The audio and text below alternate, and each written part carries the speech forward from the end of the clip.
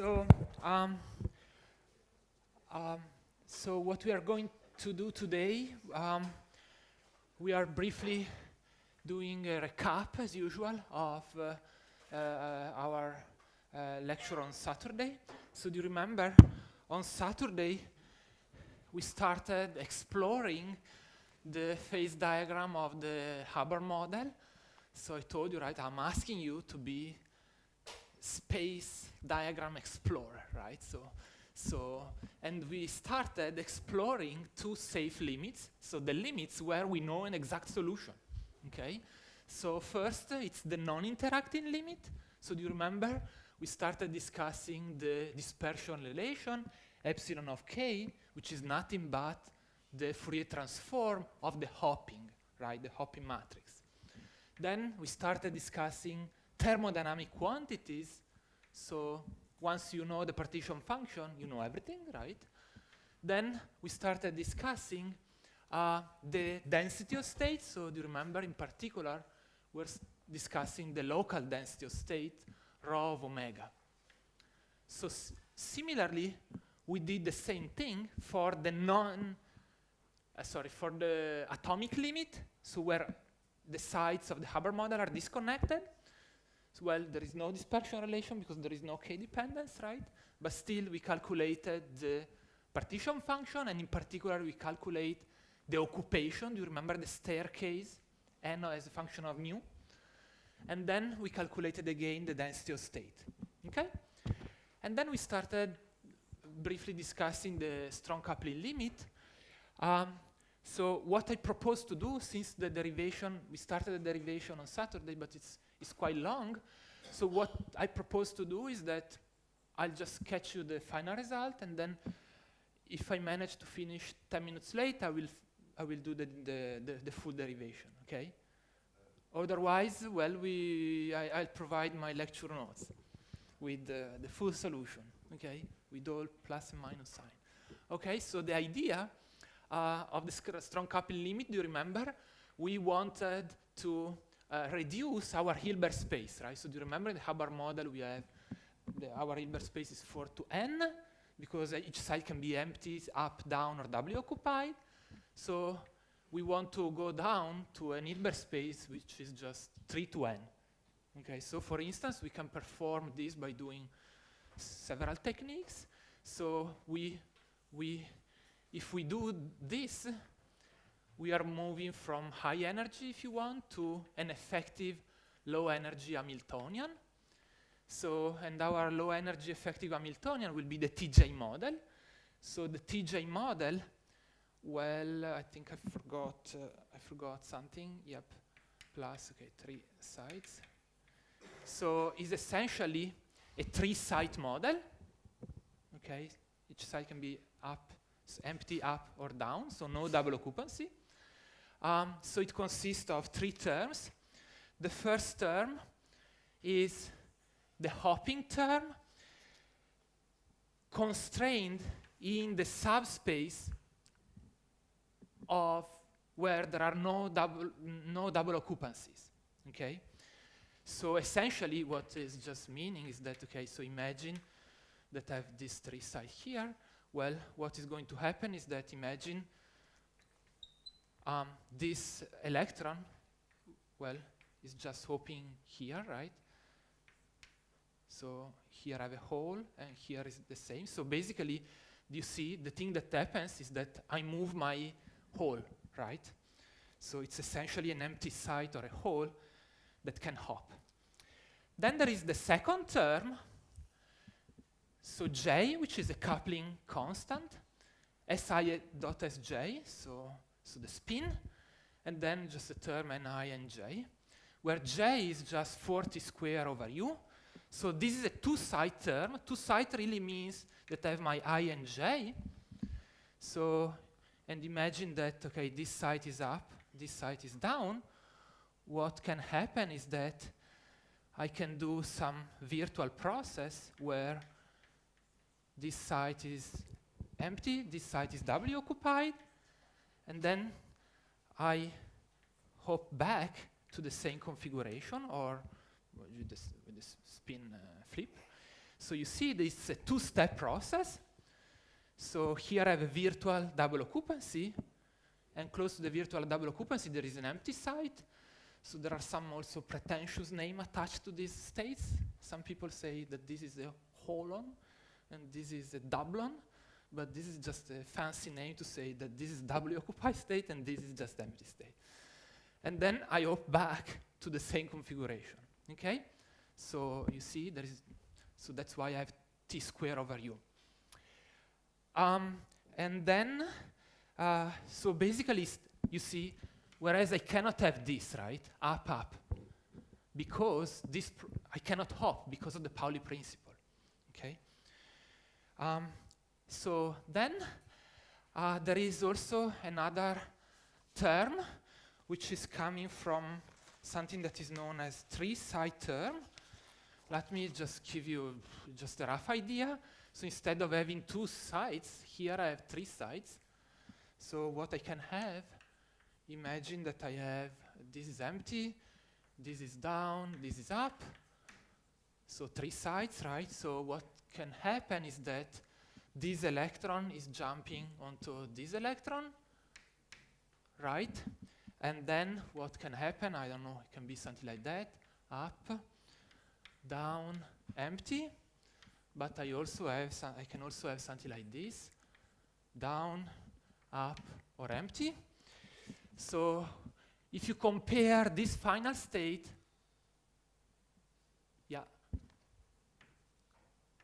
this final state to the initial state, what you see is that effectively I have a next near neighbor hopping. So this electron has moved to here, right? With the intermediate state that has remained in the same place, so down, down. However, I can also have different processes where effectively I'm hopping the electron from here to there with the flip, with the spin flip, okay? And this spin flip process is also coming with this intermediate state that has performed a spin flip, okay? So that's just an example of these three side terms. Now, this is just a matter of convention. Some people call it the TJ model. Some people just call these two terms TJ model. This depends on the literature. I typically use all the trees term. But now, what happens if I consider the half-filled Hubbard model?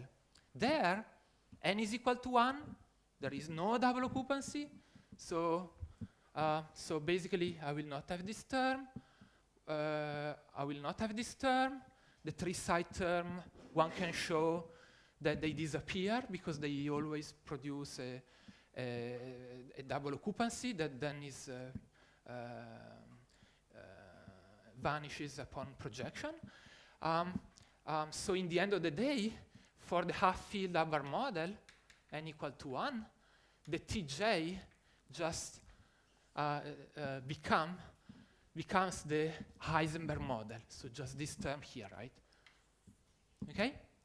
So we went from a fermionic model to a pure spin model. That's the important part. Well, the important point is that this does not mean that charges is completely frozen, right? Because I still have the opportunity to do virtual processes where my charge is changing, right, from 0 to doubly occupied. Okay? So that's a bit the idea. All right, so and then if we have time, well, we can see how to derive this Hamiltonian.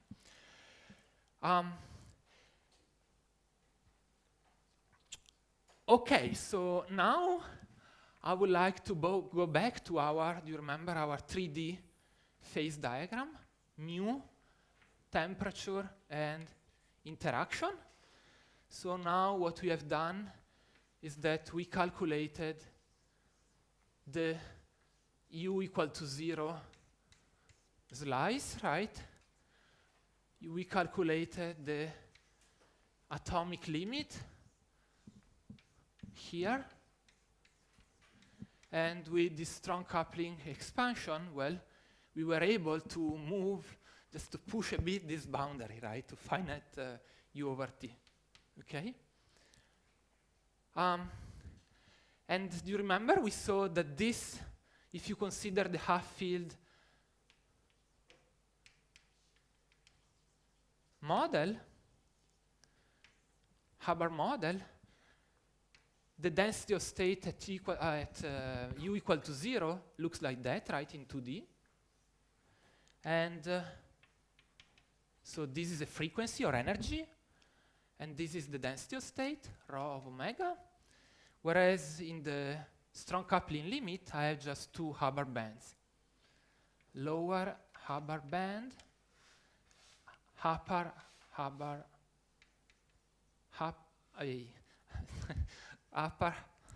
band. Okay, so imagine that here is my Fermi level.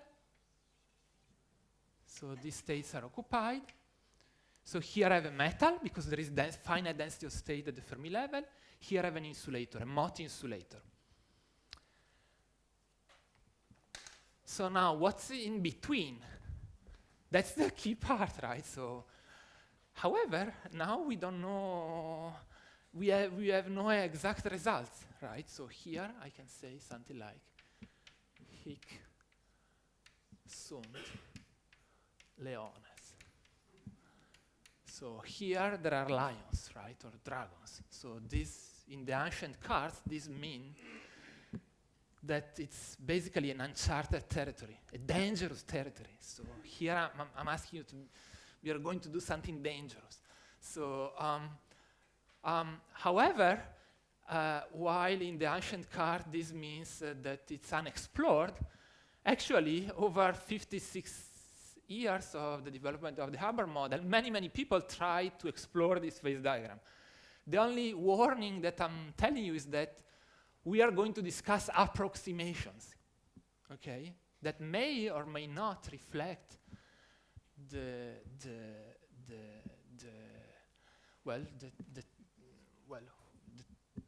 truth of the Hubbard model, right? Okay, but still, for me, it's very interesting, right? Because it means that, okay, we are sort of, well, maybe I should remove what I say from here. We are making history, right? So because we are progressing, right? So I told you, right? There is no such a thing as the Ashcroft-Mermin book for the strongly correlated system. So we hope that by solving this uncharted territory, we will have a theoretical framework to describe strongly correlated system. Okay, so that's the general idea. So how we are going to do that? Well, first, I would like to give you just an idea of what is the Mott transition. So this metal to insulator transition. We are getting some, since we are going to describe something that is unknown, here we are doing theory of condensed matter. So we are going to ask nature to give us some help. So we are going to discuss some experiments that will guide our investigation. And then I'll try to describe you, here it's our universe, right? So we need to have a tool to explore the universe. So the spaceship that we are going to use is something that is called dynamical mean field theory. So I'll give you a brief introduction, and then we are going to see what are the phases, well, how this method can describe the Mott transition, okay? So that's what we are going to do. And, well, this turns out also to be my research interest, so I'm pretty happy to have the opportunity to discuss this topic with you. Okay, so let's try to discuss the Mott transition. So one, Mott transition.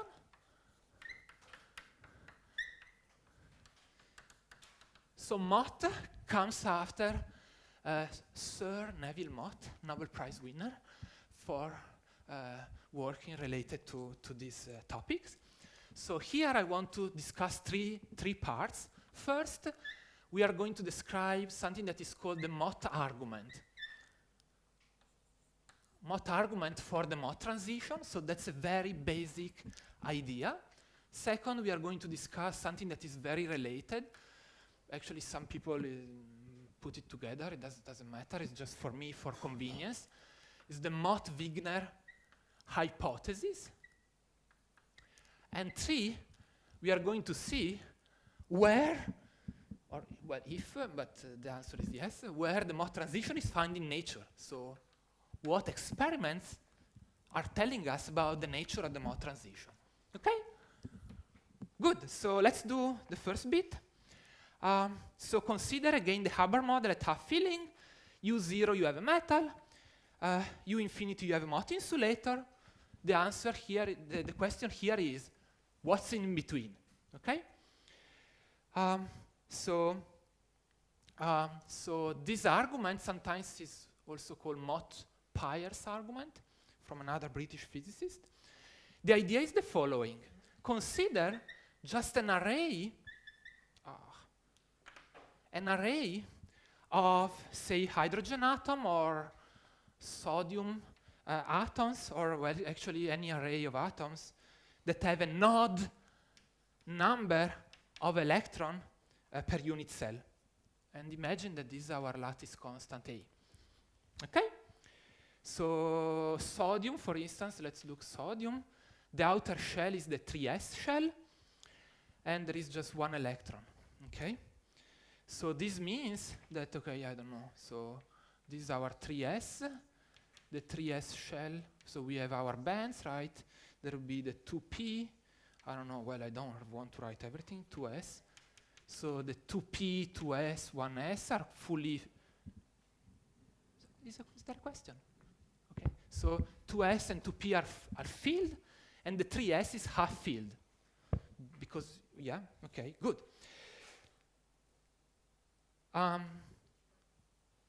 So do you remember, like, our discussion? If you have sides, then the hopping between sides gives rise to the band, right?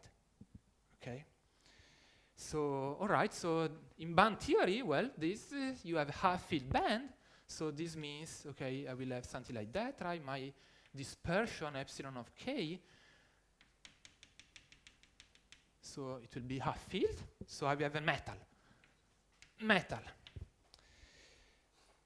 So, well, in real space, this really means that, okay, my wave function overlap, right? So the ideal experiment due to Mott and Pious is the following. What happens if I pull apart the atoms? So what happens if I increase the lattice spacing? Okay? Well, what is going to happen is that if I increase the lattice spacing, the overlap between the wave function will decrease, right? So T will decrease, but I will still have a half-filled band. So what is going to happen, you remember, this is the width, right? So what is going to happen is that this band will become tiny, but still half-filled, okay? So the band will become narrow, but I will still have a metal, okay? So according to band theory, since the band is always half-filled, the system remains a metal no matter how far apart you pull the atoms. But now we have a paradox, right? The paradox is that if I have my atom here and Fabrice has another atom there, well, actually, I will just have a collection of atoms, right? I will not have any more electronic conduction. So the paradox is that actually I will have an insulator, right? When the atoms are far apart, okay? Actually, we saw from the discussion of the U infinity limit, this will be a Mott insulator, right? A Mott insulator. Okay, so very well. So this means that our atoms, well, in the Mott insulator, our atoms are gently sitting around their sides, close to their side. So Mott said, well, so why? Why? How can we solve this paradox? So Mott and Pious said that it's the electron-electron interaction that is responsible for this Mott insulating state. So why we have this? Well, you know that in order to have electrical conduction, the electrons must propagate through the lattice, so they should hop from side to side. But this leads to charge fluctuation. So imagine that we have, I don't know, our sodium atom here. So sodium atom, I don't know, it's just in the, how it's called,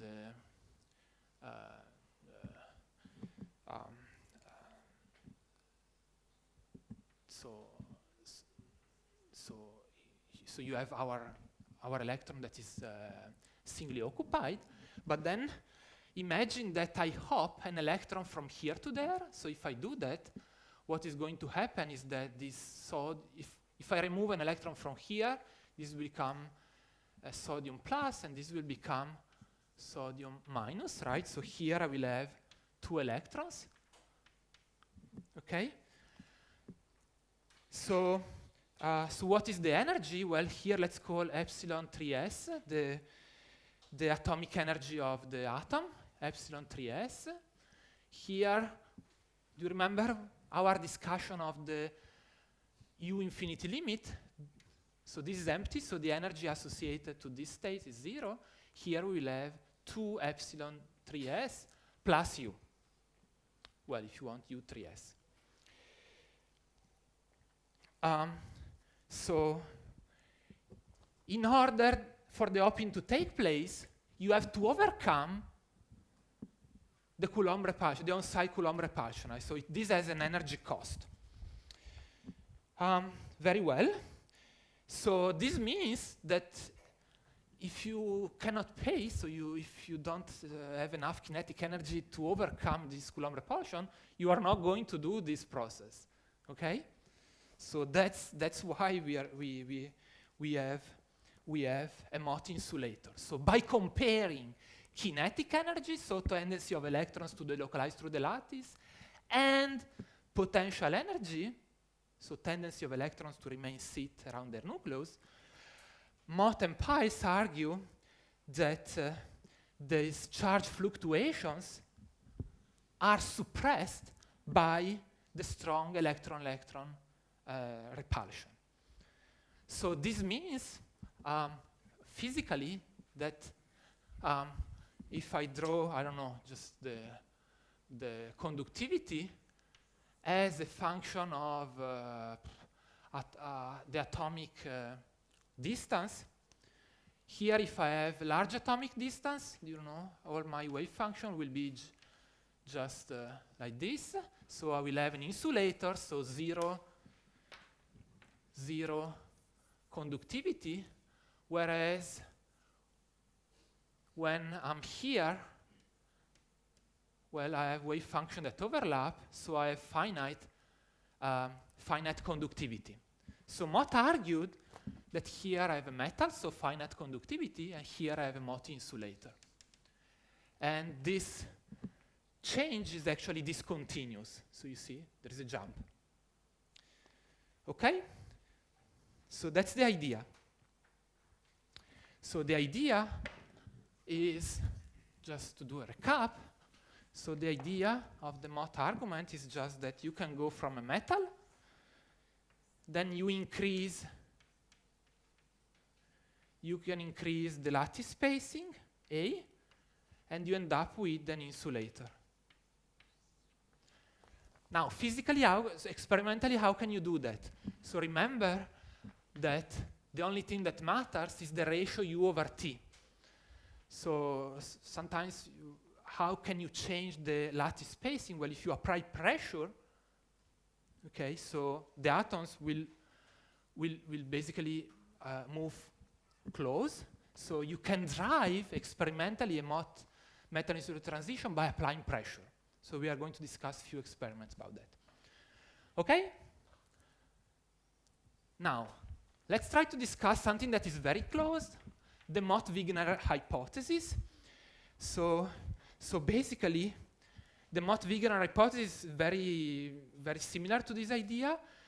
You can go from a metal to an insulator. So this was Pious argument.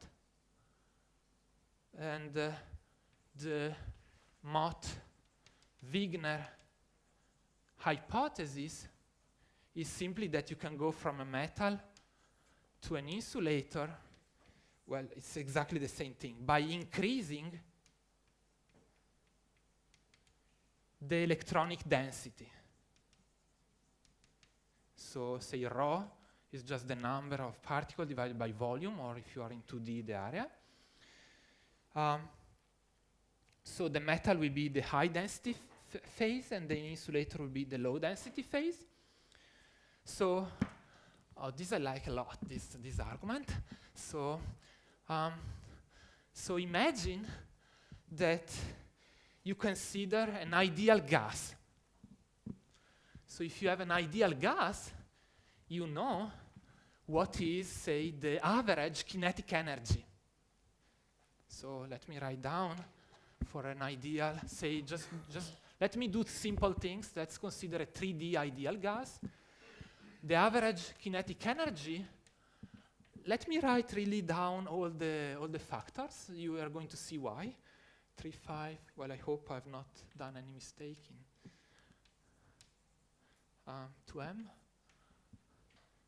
3 pi square n over v to the 2/3. Well, the only thing that you may want to retain, this is, rho is the density, right? This is the density. Rho density is just proportional to rho 2/3. Okay, maybe I found, well, I don't check this. Yeah. So then I want to calculate the average potential energy here.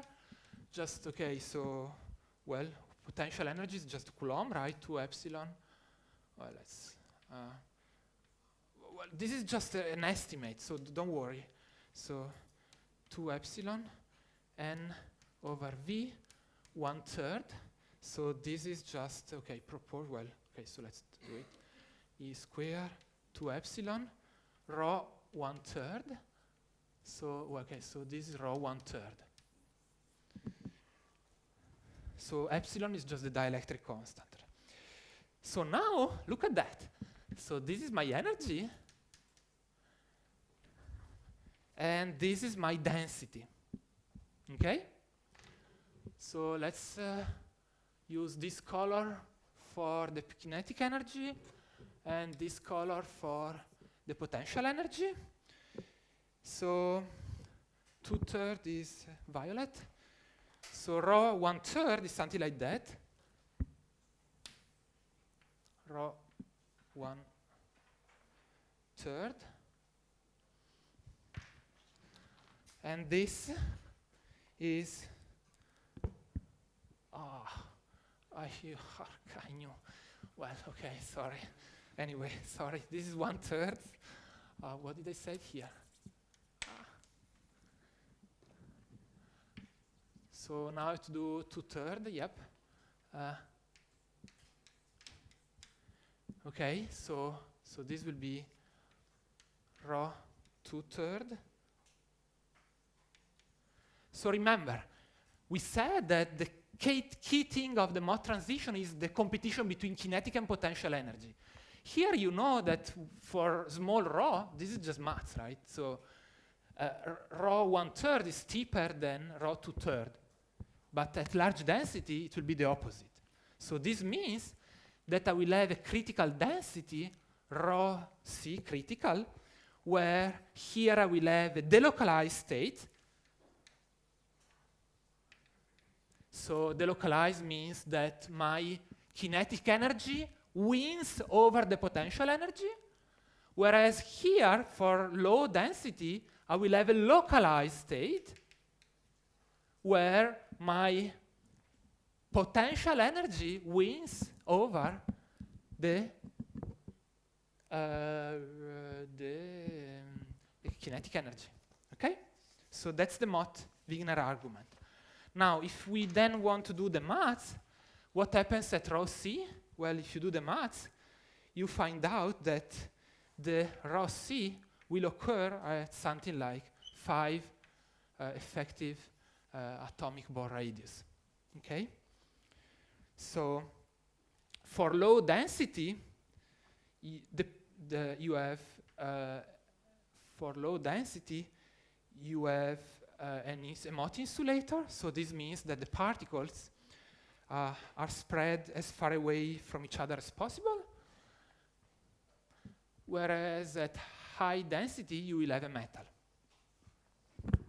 Yeah? Sorry, perhaps just to take the room. Is that the experimental process should be strain or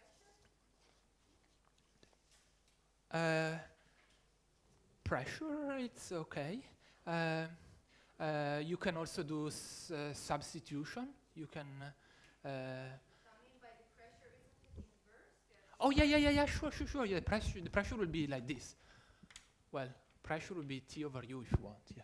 Yep. Okay, so that's the idea. Now the next question is, what about experiments? Are experiments compatible with this idea that the conductivity shows jumps? So here I just want to just give you some examples that, okay, I just selected few examples that plays some important role in the literature. So the first one. So remember, what is our goal from now on is, this is just an idea, right? Now we need to put this idea in a good theoretical framework, right? So, but since we are going to use some approximation, let's ask experiments to guide us, right? To give us a guidance. So, okay, so let's consider 3 systems. For instance, V2O3. So in V2O3 system, so what is the phase diagram? So I'm just considering systems that shows a Mott transition, or, well, yeah. So here V2O3, well, here is just a sketch, right? So I'm doing things at the board. So pressure. What I have is, okay, well, I actually have some antiferromagnetic phase here. Then I have a first order transition terminating in an endpoint above which I have some crossover. So here I have a Mott insulator, so ME, I is Mott insulator. M means metal. AF means antiferromagnet. Did I put things correctly? Yes, metal. So you see, if I have, do you remember, if I have high pressure, I will have a metal. So we are going actually in the opposite sense, yep. Okay? And this, what is this? Temperature. So, well, if you want just an order of magnitude, the endpoint here is about 400 Kelvin, and the pressure is 4K bars. So let's consider another system, say the kappa organics. So these are layered systems. So they're quasi 2D systems. So again, I will have some antiferromagnet. So here again, I have my pressure, temperature. Here I will have just again a first order transition with some crossover. And here sometimes, well, I have a superconducting state. So superconducting state. Let's put another example. So Henri discussed this in his lecture. So let's say the buckyball. So for instance, let's consider cesium C60. So again, here I have my pressure, temperature. Again, well, first order transition. Well, we have antiferromagnetism and okay, maybe also some superconductivity. Maybe this is flat. Who knows? Yeah, probably. Okay. That's just, I selected 3. So here, again, sorry, the most important thing, metal is, insulator, right, MOT insulator. Here we have a metal, and similarly here, MOT insulator and the metal. Say that again? Oh, cesium 3, yeah. Okay, so for instance, Henri play a big role in exploring this phase diagram, so in revealing the MOT transition here in this temperature pressure phase diagram. V2O3, Denis Jérôme the LPS Orsay played a big role in revealing the VO3 phase diagram. And well, okay, so many other people. In Orsay, yeah, that's why I mentioned. So since Mark said something about good things about the LPS Orsay, that's why I emphasize this. Anyway, so now, imagine that you don't know nothing, and you just look at these three phase diagrams. You see, to me, there are few striking things. All shows crossovers at high temperature between a metal and an insulator, here. Then there is a first order transition. So the first order transition is this thing here. First order means that you can find hysteresis, for instance, in the conductivity. Okay? So there is a first order transition between a metal and a MOT insulator. The first order transition terminates in an endpoint. And then, at lower temperature, you find some ordered states, say antiferromagnetism and superconductivity.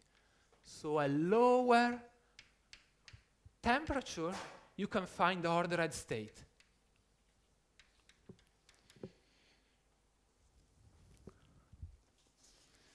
Okay? That's, for me, what is striking. So where are my notes? Somewhere here. Okay, so that's for me the guidance for nature. Yeah. Sorry, I just want to clarify what this dashed line is meant to represent about this. Just crossover. It means that okay, our conductivity. Imagine that you measure the conductivity. The conductivity is smooth, so it's not showing any hysteresis. Yes. Okay. So it's continuous. Yes, we are going to discuss this. So the important point is that at high temperature, you can still go from a metal to an insulator without any discontinuity. Yes. So it will be a smooth function. But still, imagine that you have a material here and material there. If I put my material and my fingers in how is called this in English? Well, here it will be insulating, and here it will be metallic, okay? So even at high temperature. Now, here comes my viewpoint on these phase diagrams. So what I'm going to say is probably much debated, but okay, still, I think it's important in a summer school to have a mixture of things that are known and things that we want to know. So, and the approach is actually has been emphasized by both Pious and Henri. Let's go from high temperature to low temperature. Okay? because we see that the Mott transition occurs at high temperature. Only at lower temperature, I'm going to find ordered states. So this point has been emphasized in two articles. So an experimental articles by Antoine Georges. It's called, say that again? No, sorry, theoretical, sorry, what did they say? So, yep. I think, okay, so I just put the archive thing. Archive 11, 12, 5, 2, 1, 2. It's called thinking locally. So basically, we are going down from wind temperature. And the other one, experimental by Henry, in the context of cuprates. So this is the component of the physique. So let's put again the archive. So the archive 1302, 3473. And also Pierce, remember he said, why we want to go from high temperature to low temperature in superconductivity? Because ultimately, we are not just happy to find a state. We want to understand the mechanism. So where is my superconductivity coming from? Where is born my superconducting state? Similarly, how can I get the antiferromagnetic state? How can I get the superconducting state? Coming from high to low temperature is like asking, imagine that I have water, and then I cool down the water, and then I discover ice. But by learning how ice is formed, I learn actually a big deal about ice. Similar things happen here. That's my viewpoint on this model. So we are not going to ask, what is the ground state of the Hubbard model? We are going from high to low T. Okay? That's the point. And for me, this is very important conceptual point. So that's why I wanted to emphasize here. Okay? Any question about this? Okay, so now we have a guidance from the experiments, and we are going to ask, remember, we are going to do the Hubbard model, so we are just expecting to capture the qualitative physics. So I don't want to discuss the details. For me, the qualitative physics is the Hubbard model capturing high temperature crossover? Is the Hubbard model capturing the first order Mott transition? Is the Hubbard model capturing the endpoint? And do I find lower ordered states? If I do that with the Hubbard model, with no T prime, nothing special, I will be actually very happy, right?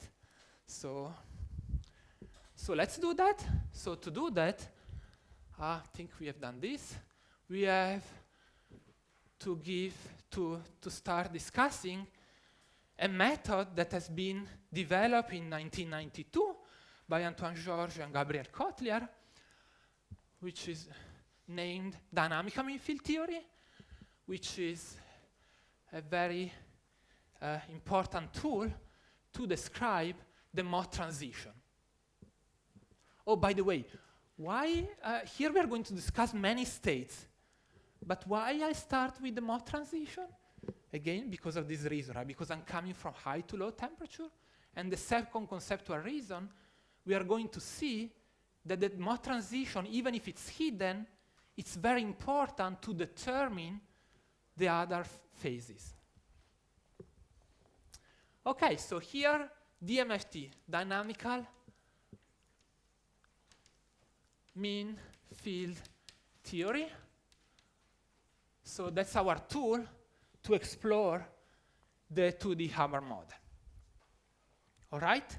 So it was developed already 25 years ago, so I'm not going to do a review. It's impossible in the time allowed. Plus, I also have a limited knowledge. Okay, so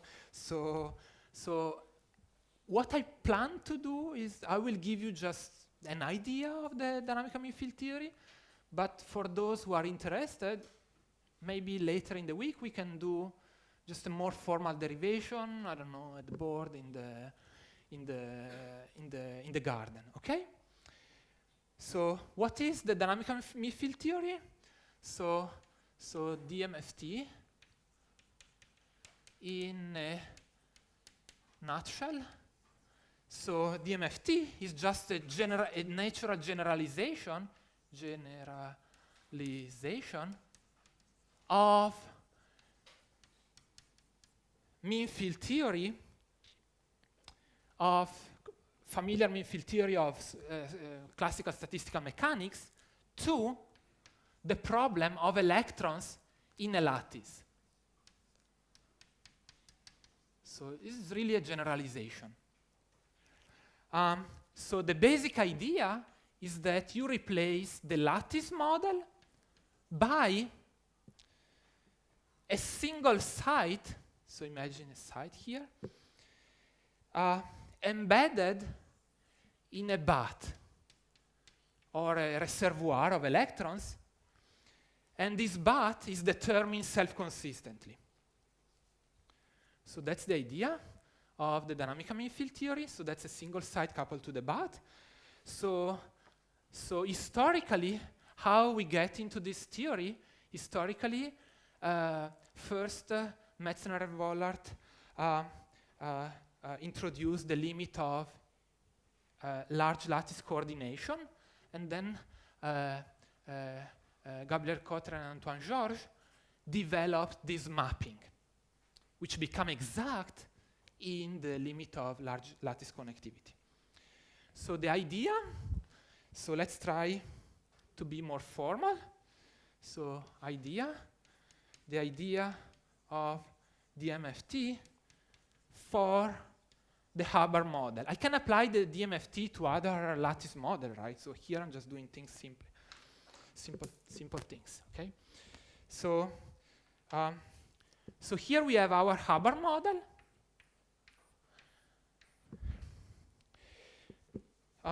So do you remember there are three terms, T, U, and mu? What is the conventional way to look at this model? The conventional way is to say, well, I have electrons moving into, I have free fermions on a lattice, and then these free fermions are also subjected to our on-site Coulomb repulsion. So if you open any textbook of condensed matter, the way you proceed is that, well, let's first solve the free fermion problem, no U. We did it as well on Saturday, the U0 problem. And then let's try to work out some technique to deal with the Coulomb repulsion. So typically what you are going to do, well, it's you may do some perturbation in U, okay? So that's the conventional way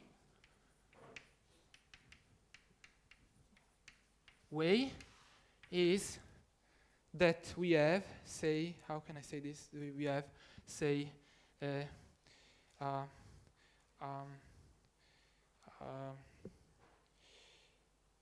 say free fermion, free electrons plus interaction, and I will deal with the interaction later. Now, I want you to think of the Hubbard model from a very different perspective. I want you to think about the Hubbard model as a collection of atoms. So collection of atoms, and the atoms are exchanging electrons. So basically, that's what we did when we discussed the T equal to 0 limit, right? The atomic limit.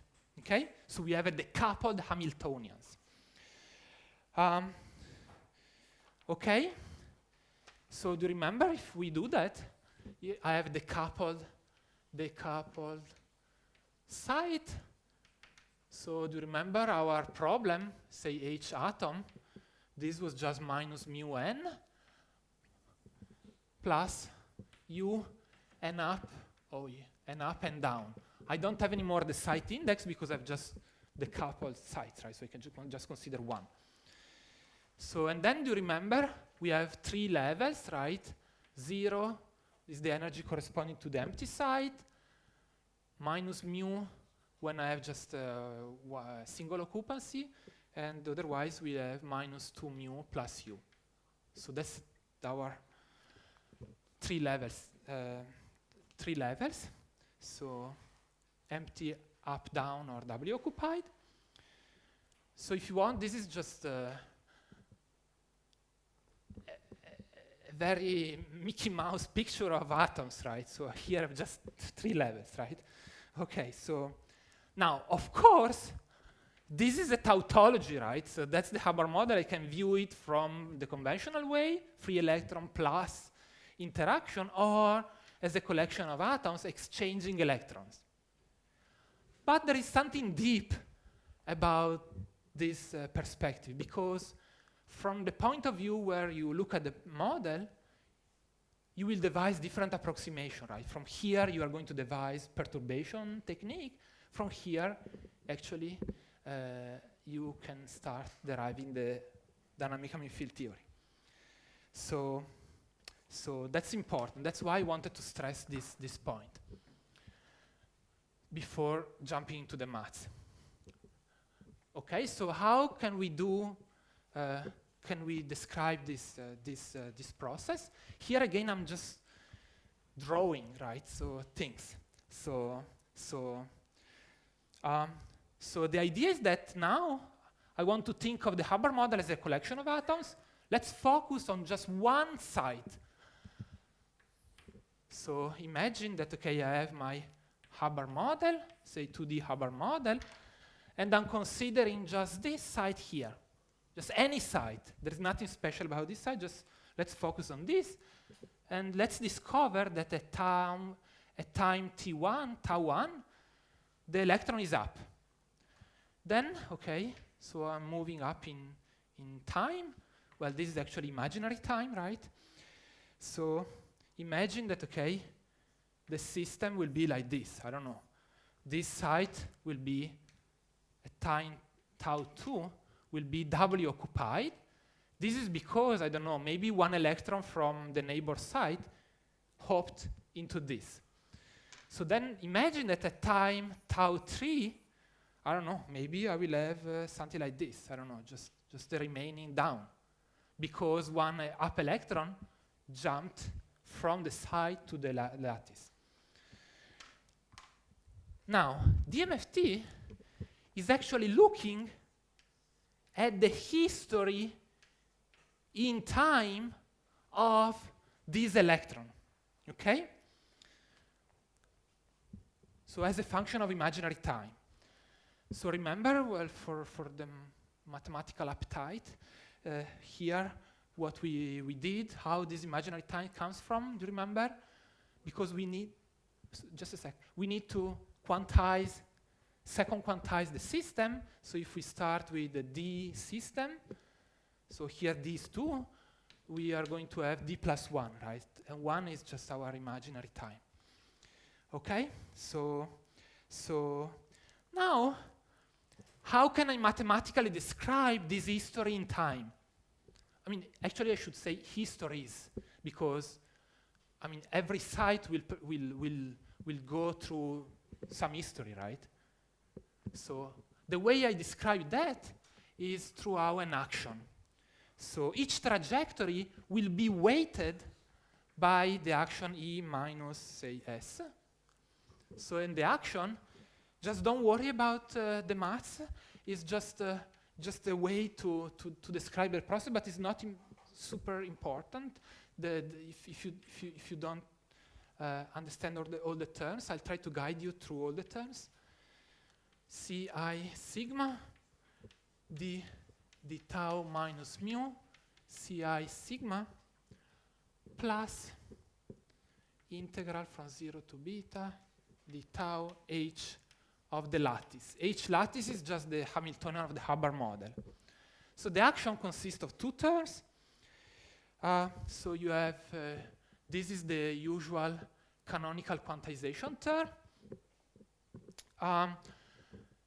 The technicality is that C and C dagger are now Grassmann variables. And this is our lattice Hamiltonian, the Hubbard model. So the weight, the only thing that you need to remember is that the weight is telling you the weight of a given history. So let's focus on a given site. And this is my action. Next, I want to focus on a completely different system that a priori has nothing to do with this. And I wanted to do just in parallel, so I want to, well, instead of having a lattice, let's just consider one site. So one site.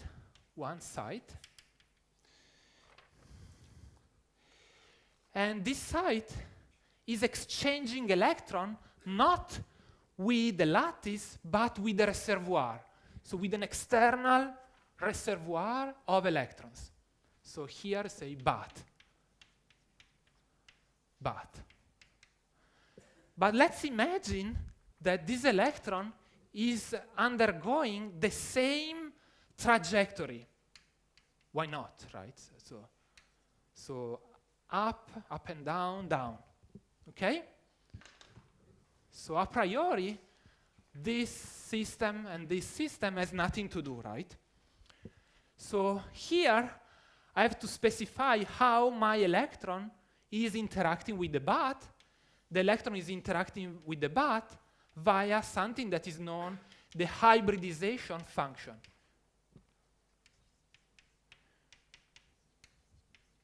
Okay? So an electron is borrowing, a site is borrowing an electron from the bath at time tau, and is giving back an electron to the bath at time t prime. Here you see that there is some retardation effect. Okay, so that's why I have 2 times. So a priori, these are very different problems, but still I can write an action for these 2 problems, for this second problem. So let me write down the action for this second problem. So action of my atom plus bath. Well, here I will have the same canonical quantization term, the tau, but I have no longer the site index because I have just a site, so I will just have C sigma dagger, the tau minus mu, C sigma, plus our integral 0 beta d tau h atom. H atom is this. Sure, sorry. So H atom plus, I will have an extra terms describing the hybridization. So it will be an integral over 2 taus, 0 beta d tau, 0 beta d tau prime, delta. Well, okay, so I have to sandwich delta again from in between. Okay, sure. Okay, first expression is identical to this without the indices. 0 beta d tau C sigma d tau minus mu C sigma plus integral from 0 to beta d tau h atomic plus C sigma dagger delta tau minus tau prime C sigma. That's it. Okay, so in conclusion, I wrote down 2 equations, say 1 and 2. Equation 2. So this is the quantization of the lattice problem, and this is the second quantization of the atom plus bath problem. So the key concept of DMFT is to look at the single atom plus bath problem and to find a way to determine the hybridization delta in such a way that the single atom plus BAT problem is doing the best possible job at reproducing the time evolution of this electron in the lattice. Okay? So that's the idea. So how we do that?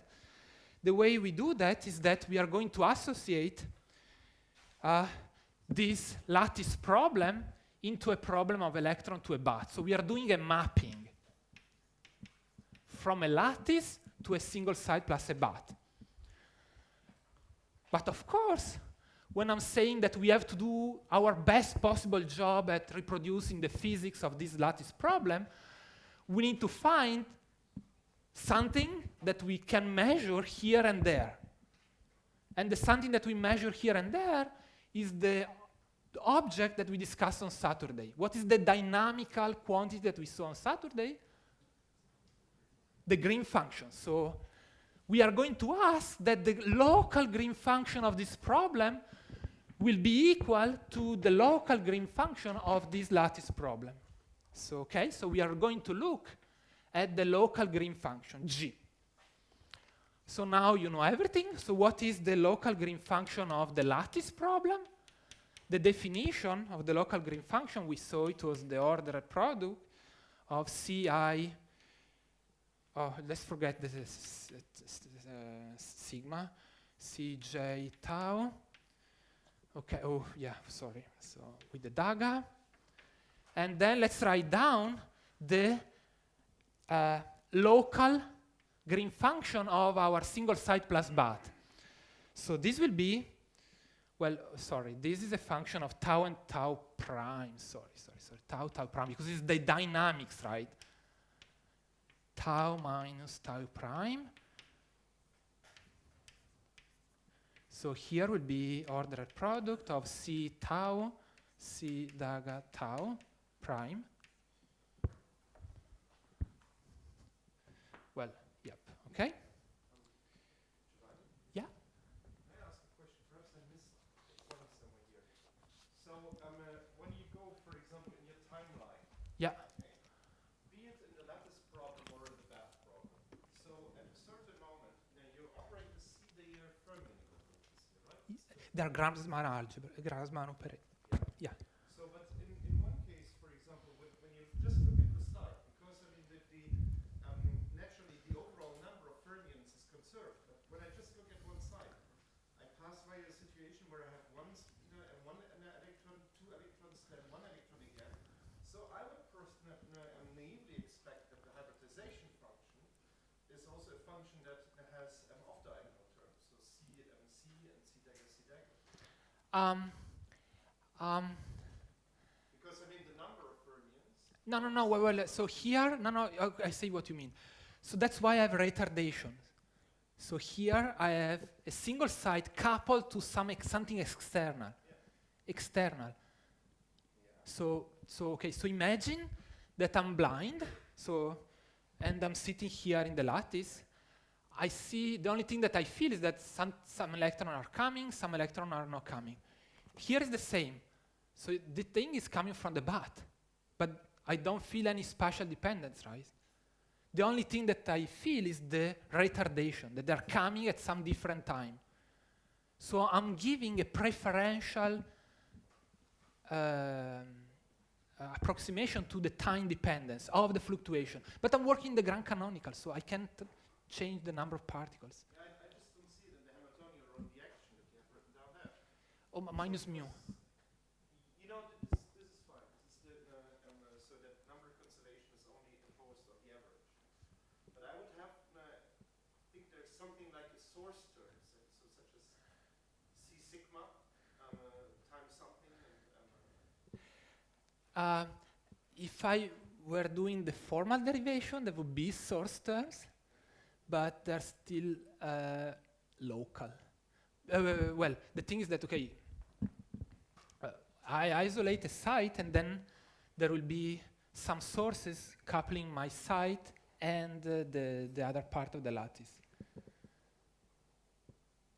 but then I turn off the source when I calculate the green function.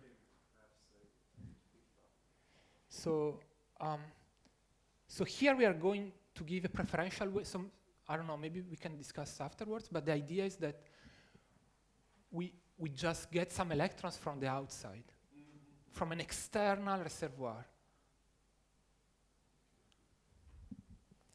Whereas here, everything is in the lattice, where is in a single system. Okay, so how we are going to connect these two things, green function of the lattice and green function of the single side plus but? Well, we are going to request that these two objects are identical. So G I of the lattice, so the local green function of the lattice, tau minus tau prime, is equal to, so that's a request, to G local of the atom plus but problem. So that's a request. So that's not the approximation, it's just the DMFT construction.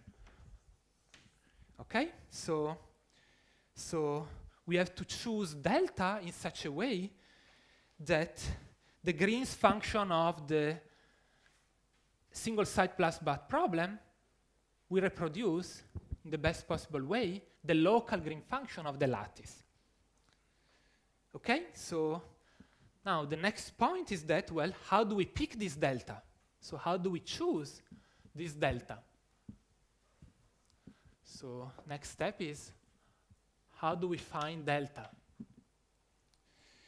Seriously approaching the forbidden region. Yeah.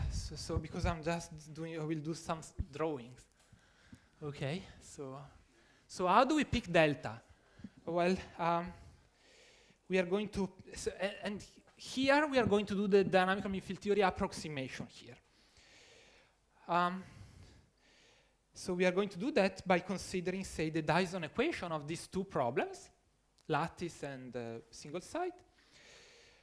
So basically, in the lattice problem, we are going to write that G k I omega to minus 1 is just equal to I omega plus mu minus epsilon of k minus sigma k I omega. K sigma is our self-energy, the quantity that encodes the interaction, the effects of the interaction.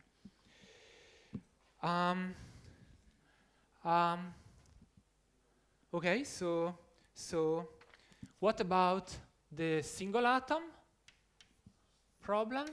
What is the Green function here? G local minus 1, well, okay. I omega n minus 1, so it's local, so there is no k dependence. So here I will just equal to I omega plus mu minus delta minus sigma local. Okay? So this equation, these two equations defines the self-energy of the lattice and the self-energy of the side plus but. So a priori, sigma local has nothing to do with the self-energy of the lattice. Okay, so here comes the dynamical mean field theory approximation. The dynamical mean field theory approximation is telling us that the sigma I, so the local component of the self-energy of the lattice, will be equal to the self-energy of our local problem. Okay? So that's the DMFT approximation. So the local component of the lattice self-energy is equal to, well, the local, because there is nothing more local than one side plus but. So the self-energy of the single side plus but. So this means, what happens to my I different from j terms? Well, this means that sigma ij with I different from j in the MFT, they are 0. So remember, k dependence means that I am allowed to have j different from I, right? So whereas k independence means that I have just II, okay? So where is this approximation good? Is this any good already? Well, that's one of the reasons why I discussed with you the two limits, u equal to 0, t equal to 0 limit. This approximation is good in the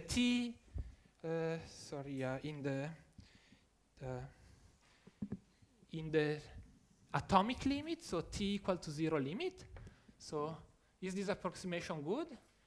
Is this, is this approx any good? Well, for t equal to 0, self-energy is local.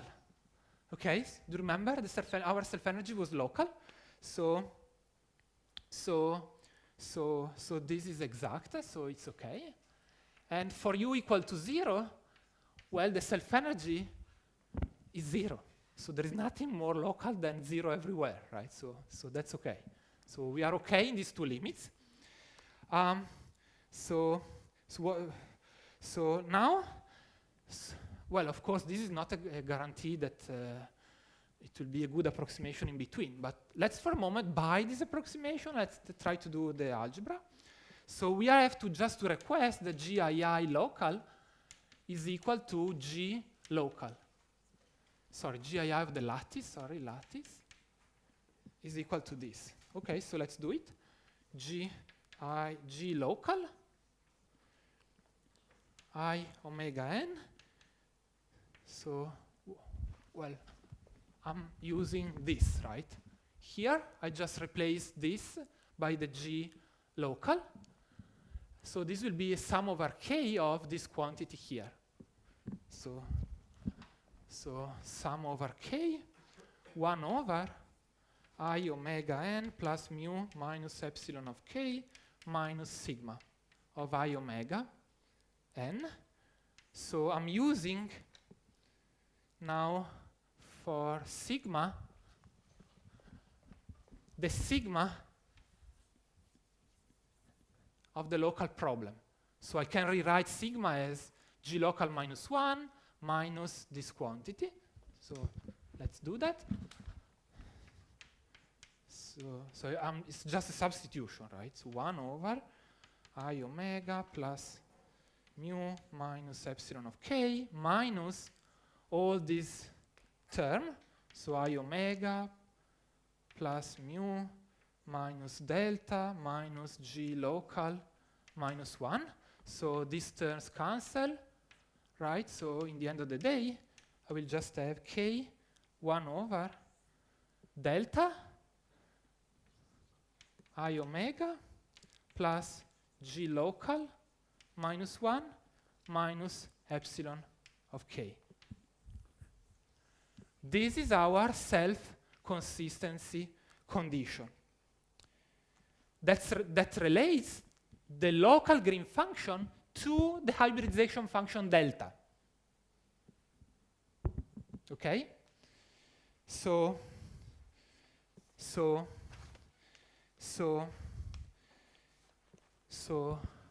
just to conclude this bit, now we have two equations and two unknowns. So we can solve the system. So we have g and delta, and then we have two equations. So we have a closed loop that goes from delta to g. Okay? So basically, what we are going to do is that we start from a guess for delta. Then we are going to do our mapping. So from a lattice problem to a local problem. So this means that we are going to calculate g local this way. So that's the hard part, to calculate this equation. And then from delta, we extract this G local. And then we use the self-consistency relation to get a new delta. So with this equation here.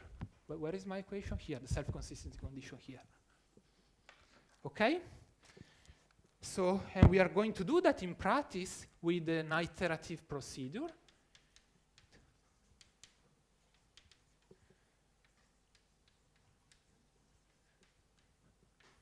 So essentially, we start from an initial guess of delta. Then we solve the impurity problem. So we get a G local from delta. Then we extract the local self-energy. So this will be just I omega. It's just rewriting, right? Minus delta minus G local minus 1. Then the third step, we are going to identify the lattice self-energy with the local self-energy. The local self-energy, so that's the DMFT approximation if you want.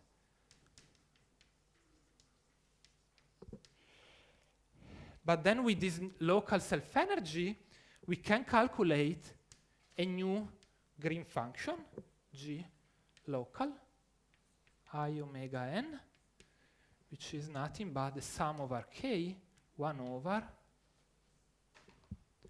I omega n plus mu minus sigma local that you extracted from here. Oh, and then, yeah, I forgot the epsilon of k, because it's the sum over k. Okay? So, and from there, you have an updated hybridization function, 4. So you get an updated hybridization function from here, I omega n plus mu minus delta nu is equal to G local minus 1 plus sigma local. So this means, well, you can extract delta nu, right? Delta nu, well, I'm not going to write it. Well, it's just an inversion of this equation. So I have two equations for two functions. The two functions are delta and g. And this is my first equation. And this is my self-consistency condition. Okay. And then you repeat the cycle, and then you hope that things converge. Typically, it converges to a single solution. But this is a nonlinear problem, so I can have multiple solutions. So I will ask you to think about the following, that this approach is exact for t equal to 0, is exact in the non-interacting limit, and is also exact in the limit of infinite dimension, or equivalently large lattice coordination. So the lattice coordination is the number of neighbors of a site. That's a well-defined mathematical limit. So d infinity. So just let me say something about this limit. This should be no surprise to any of you, because when you do the mean field solution for the Ising model, you know that you get, it's exact, the mean field solution when you have z, so the number of connectivity going to infinity. So this is, for the same reason, DMFT is exact here. And now I'm going to say something controversial. That's the reason why we say that this approach is a controlled approximation, because we have a well-defined mathematical limit where we have this method is exact. Okay, so just to recap everything, do you remember I've asked you to think of the Hubbard model not as an electron gas plus some Coulomb repulsion that we are going to deal with, but I've asked you to think of the Hubbard model as a collection of atoms exchanging electrons. And then we were generalizing the usual concept of the mean field to a mean field that depends on time. That's why it's called dynamical mean field theory, because we have a time dependence in the hybridization function. So if you want, that's why we say that DMFT is freezing spatial fluctuations, but is considering the local temporal fluctuation. So remember our history. Local temporal fluctuation simply means my site, as a function of imaginary time, can go from 0 up, down, etc. Okay? So if you were doing just standard mean field, you were just freezing both spatial fluctuation and temporal fluctuation. Okay? So that's the idea. So the thing that I would like to do in the next 5 minutes is just here we gave a privileged role to the temporal fluctuation, so time. However, this method can be generalized to take into account also some spatial fluctuations. The idea is that instead of replacing a single site in a bath, you may replace just a cluster of sites, say imagine a plaquette or anything, with a bath. So now we are going to consider in this approach is taking into account the spatial fluctuations between the site of the cluster. Okay?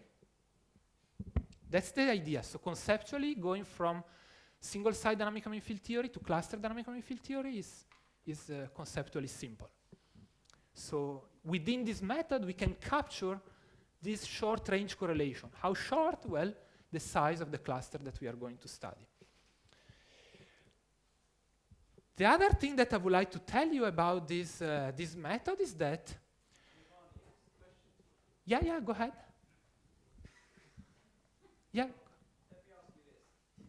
When you have an insulator forming in metal, the Coulomb interaction becomes long range again. So how can we be sure that the short range model, particularly one modeled by dynamical mean field theory, will capture the right physics, given that the interactions are becoming increasingly long range as we approach more transition? Yes, so Piers is referring that, okay, you see the Coulomb interaction as a tail, right? So here in the Hubbard model, we just consider the on-site part. So we are neglecting all the rest, okay?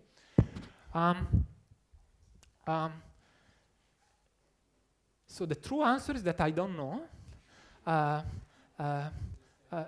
Of course, yeah, it's a good discussion point. However, we saw that the self-energy in the atomic limit is local. So in that limit, at least, I think the self-energy in the dynamical mean field theory is doing a good job. Similarly, I may think that at high temperature, this can be okay as well.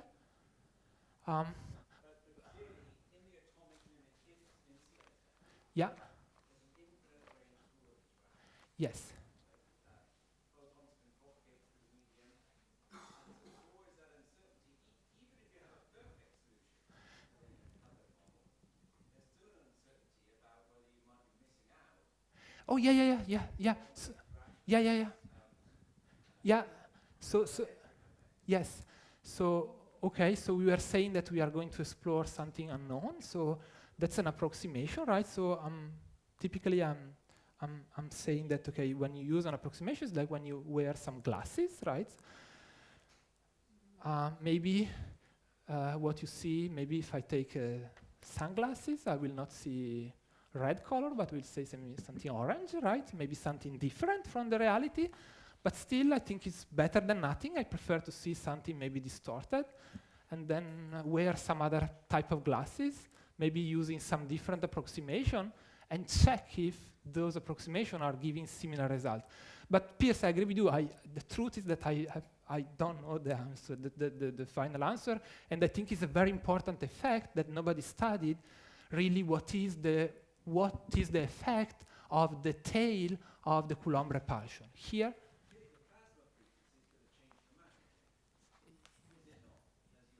As you approach, yes.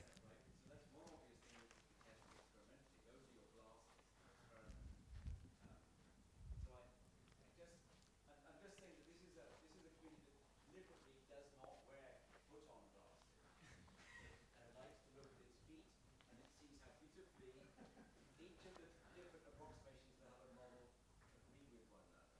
And I'm just pointing out one thing that was never mentioned in the lectures but should be talked about.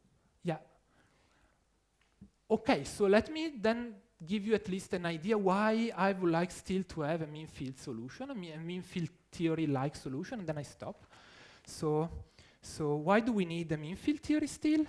Well, imagine that in the end of the day, imagine that I have my free energy as a function of some parameter. So imagine my free energy can have, in general, multiple minima, right? So the mean field theory, so imagine that this is the most stable minima, right? So imagine that this is the ground state, but still I have other possible minima, okay? So mean field theory allows us to study these other phases. So this can be the stable phase. These can be metastable phases. And for me, this is very relevant experimentally because sometimes some phases can be hidden by other phases. Or experimentally, you can use some out of equilibrium experiment, say, to move from one stable state to another metastable state. So still, I would like to have a sort of mean field theory approach to study these other metastable phases, okay? And this will be important to try to understand the mechanism of the phases. So remember what Piers was telling you. Imagine that you have a superconductor. You still want to know where is the superconductor born from, right? So maybe it's coming from a standard metal, maybe for a different kind of metal. Okay, so that's the idea. So, well, sorry, I think I didn't manage to show you how this approach is described in the meta-institute transition. We are going that tomorrow. Okay? Thank you very much.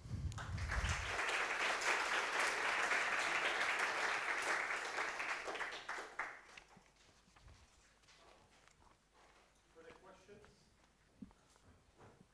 Yes? Sort of as the other side of the coin that Richard is mentioning. So why would I think that this is a good solution strategy? When is this particularly good at describing a particular? Why would I think that high temperature superconductivity is going to capture that? Yeah, that will be exactly the thing that I'm going to discuss tomorrow. So is the solution comparing well with the experiment? Yes or no? The short answer is yes, dramatically well. When I'm looking for local, especially when I'm looking to local quantities. Well, at the first part of the derivation, you said that a local ansatz for the 2D Hubbard model was fine. Why would I think that that would be, or not, well, maybe not the 2D Hubbard model, but I said if I get rid of the K dependence and the self-energy, then this is going to be okay. Is there like a sort of a couple of quick reasons why this would be an okay? So, well, I can tell you, okay, that this is exact in the atomic limit, is exact in the non-interacting limit, is exact in the limit of infinite dimension. That's I would say, the first order approximation answer to your question. Yeah? Also, at the phase transition between the dimensions, we have no K dependence in self-energy.